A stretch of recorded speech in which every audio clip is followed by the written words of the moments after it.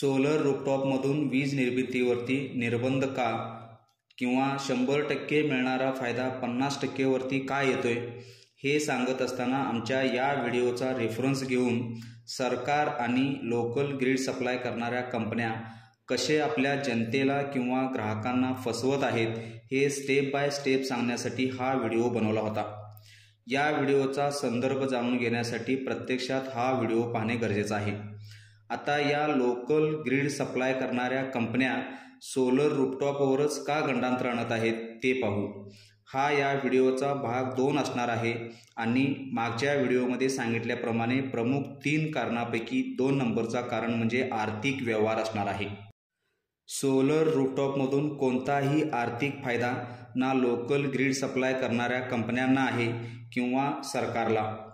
GST वगळता कोणताही आर्थिक लाभ यातून सरकारला दिसत नाही।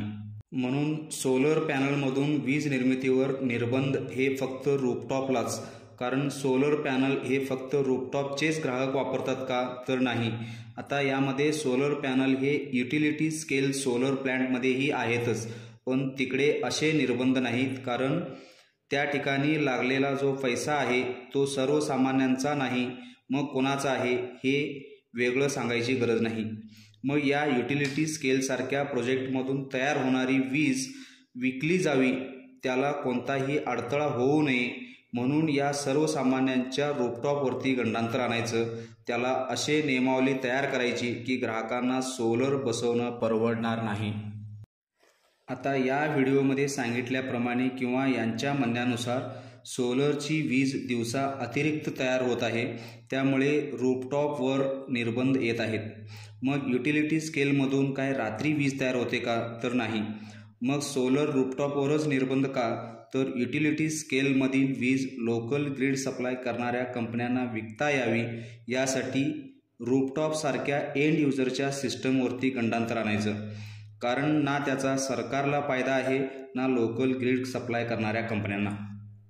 म्हणजे ज्या ग्राहकांनी आता ऑलरेडी सोलर रूफटॉप सिस्टम बसवली आहे आणि रात्रीच्या वापरासाठीची एक्सेस एनर्जी दिवसा तयार करून लोकल ग्रीड सप्लाय कंपन्यांना दिली आहे, अशी वीज आता परत घेण्यासाठी रूफटॉप ग्राहकांनाही पैसेच मोजावे लागणार, तर 20 वर्षाची ॲग्रीमेंट नेमकी कशासाठी दिली हे विचारलं पाहिजे। आणि महत्त्वाचं म्हणजे तुमचे कमेंट्स पुढील व्हिडिओचा कंटेंट ठरवत असतात किंवा त्यास मदत करत असतात, त्यामुळे अनावश्यक कमेंट न करता काय अजून जाणून घ्यावं असं वाटतं त्या दृष्टीने असतील तर तुमच्या कमेंटचा आउटपुट येऊ शकतो, कारण आम्हीही याच सोलर क्षेत्रात आहोत, त्यामुळे यातल्या नेमक्या अडचणी आम्हाला चांगल्या माहीत आहेत। पब्लिक अवेअरनेस चांगला असेल तर अशा पॉलिसीज बनवत असताना पब्लिकचा विचार केला जातो, अन्यथा त्यांना गृहीतच धरलं जातं।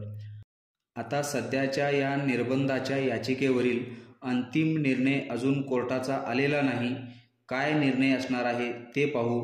तोपर्यंत धन्यवाद। Be alert and be protective.